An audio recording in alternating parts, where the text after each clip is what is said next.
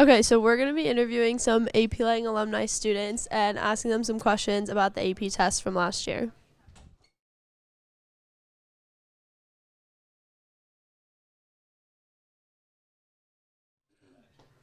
Okay, so out of the three essays on the test, which one was the easiest or the hardest to write?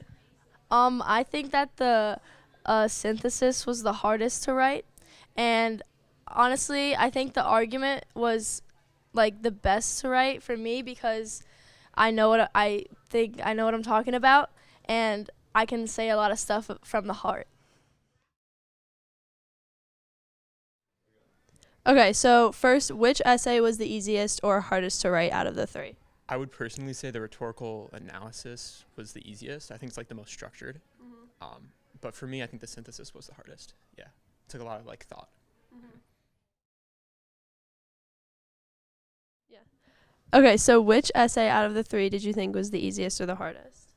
I thought that the argument essay was the easiest for me because once I had like a basis of like concepts and understandings of things going on in the world and in literature and just things that are happening, that I had a basis to argue for a lot of different things.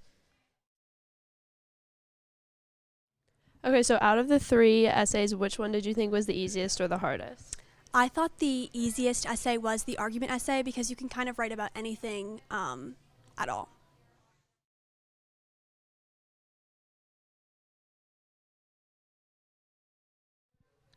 What advice would you give current AP Lang students on the AP exam? I think just get a good night's rest, don't stress, eat a good breakfast, and just remember what you learned, and just know that Coach or Mrs. Turo well, she prepared you really nicely, and she knows what she's doing, and she really just is gonna no just um stretch your hands out because you have to write 3 essays.